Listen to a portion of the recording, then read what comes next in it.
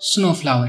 Film की शुरुआत में हम मायूकी को देखते हैं जो कि एक जगह खड़ी होकर ऑरोरा देखने का वेट कर रही है। ऑरोरा उसको कहा जाता है कि आपने देखा होगा आसमान में ऊपर कलरफुल जो स्काई दिखने लग जाता है, green red and yellow colour का, उसको ऑरोरा कहा जाता है वैसे।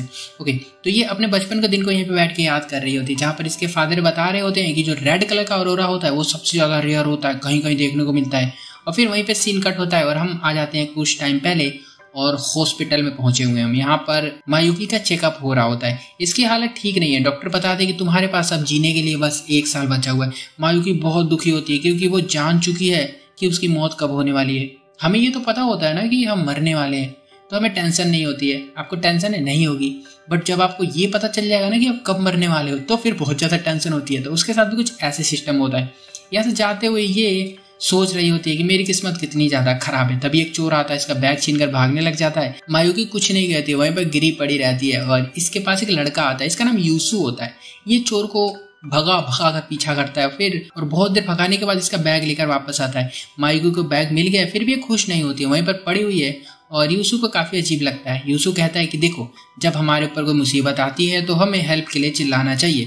और इसकी बातें सुनकर मायूकी उठ जाती है, खुश हो जाती है, घर चली जाती है। अब इसकी लाइफ ऐसे ही कटने लगती है, रोज हॉस्पिटल जाना, मेडिसिन लेना, चेकअप करवाना एंड यही सब काफी दिनों तक चलता है और इसकी जिंदगी बहुत ही बेकार हो गई होती है। एक दिन ये जब घर जा रही होती है तो रास्ते में इसकी नजर एक ग्लास शॉप पर जाती है और अचानक वहीं पर इसको यूसु भी दिख जाता है जो कि कहीं जा रहा होता है। ये उसका पीछा करती है। यूसु एक कैफे में घुसता है और यहाँ पता चलता है यूसु यहाँ पर काम करता है। मायूकी इसकी कस्टमर बन के जाती है यहाँ पर यूसु इसे पहचान नहीं पाता कि ये वही लड़की है जिसकी इसने हेल्प की थी।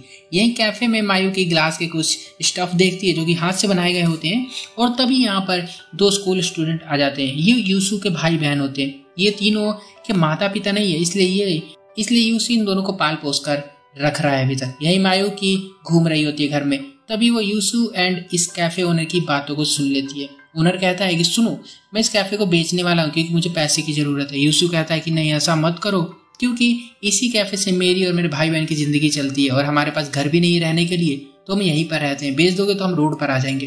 पर ओनर इसकी एक भी बात नहीं सुनता है। मायूकी ये सब सुन के दुखी होती है थोड़ी और अगले दिन यूसु को 1 मिलियन वॉन देने आ जाती है।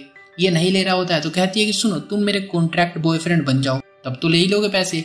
बट इसको थोड़ा अजीब लगता है कि कैसी बात करे, कॉन्ट्रैक्ट बॉयफ्रेंड कैसे बन सकता हूँ। बट यूसु पैसे होते हैं तो हाँ बोल देता है कि ठीक है, मैं बन जाऊंगा। मायूकी बहुत खुश होती है। वो उसी रात अपनी बातों को डायरी में लिखती है और अगले दिन दोनों लंच के लिए मिलते हैं। मायूकी खाना लाई होती है। यहाँ पर दोनों दूर दूर बैठे हैं और खाना खा रहे होते हैं। बातें नहीं हो रही होती है। काफी ऑकवर्ड सा माहौल होता है क्योंकि कल ये भी रिलेशनशिप में आया, कल ही मिले हैं ये दोनों अगर देखा जाए सही तरीके से तो। एंड रिलेशनशिप में आ गए तो होगा ही अजीब सा। यहाँ से एक्वेरियम में जाते हैं, घूमते हैं और शाम को यूसु कैफे आ जाता है। इसके भाई बहन जो होते हैं वो इस पर गुस्सा हो रहे होते हैं। वो कहते हैं कि तुमने आज काम से छुट्टी क्यों ले ली। अगले दिन मायूकी सुंदर सी बन के आती है ताकि यूसु जब इसे देखे तो वो क्या रिएक्ट करेगा, बट यूसु कुछ भी रिएक्ट नहीं करता। मायूकी का मुंह लटक जाता है। फिर यूसु इसकी तारीफ कर देता है, वो खुश हो जाती है और यूसु इसे कैफे में लाता है और ओनर से मिलवाता है। कहता है ये मेरी गर्लफ्रेंड है। ऐसे ही टाइम बीतने लगता है, दोनों पूरे दिन साथ में रहते हैं और अब क्लोज भी आने लगे हैं। एक दिन यूसु की बहन दोनों को साथ में देख लेती है और मुंह टेढ़ा करने लग जाती है। ऐसा मुंह बनाती है जैसे पता नहीं क्या ही देख लिया हो। मतलब ये पसंद नहीं है दोनों इसको एक साथ, ये दुखी हो जाती है। अब ऐसे इतने दिन तो बीत ही गए थे, तो जो मायूकी एंड यूसु का कॉन्ट्रैक्ट था वो भी खत्म होने वाला होता है। ये काफी दुखी होती है। तभी इसकी मोम आ जाती है घर पे इससे मिलने के लिए और कहती है कि फाइनली तुमने एक बॉयफ्रेंड तो बनाया, बहुत अच्छी बात है।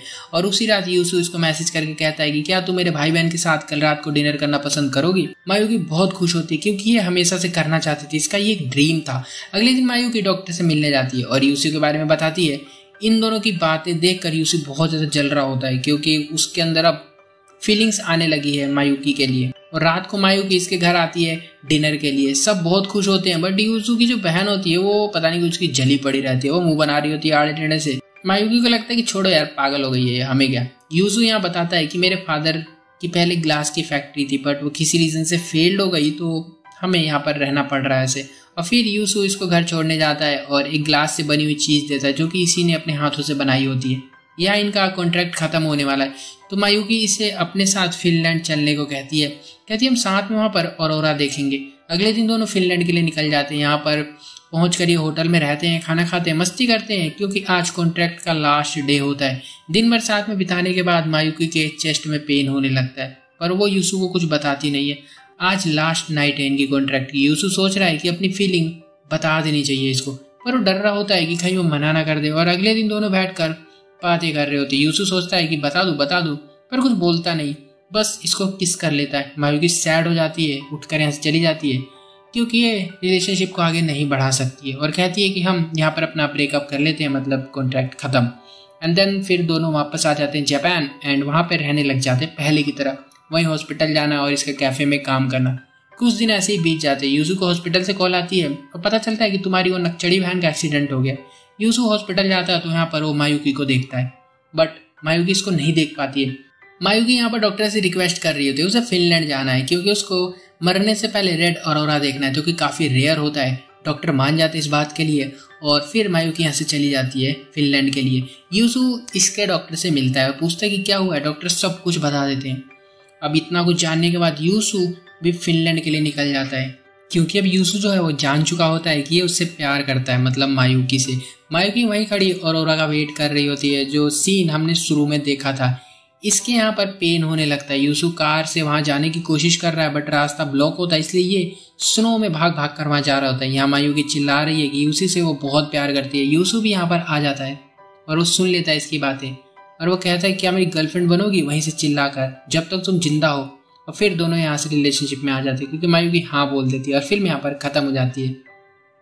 मरना तो सबको है, पर मरने से पहले जी लो अच्छे से और जो साथ है उसके साथ रहो और उसे खुश रखने की कोशिश करो। बट हाँ, ये चीज़ काफ़ी भयंकर होती है अगर देखा जाए, जो मैंने फिल्म के स्टार्टिंग में बताई थी। अगर हम सोचे तो पता तो सबको ही मरने वाले हैं, बट अगर ये पता चल जाए ना कि कब, तो भाई बहुत डर लगता है कसम से। चलो मिलता है अगली वीडियो में। अच्छी लगी तो वीडियो को लाइक कर देना, चैनल भी सब्सक्राइब कर दो और वीडियोस को देखने के लिए ऐसी बाय।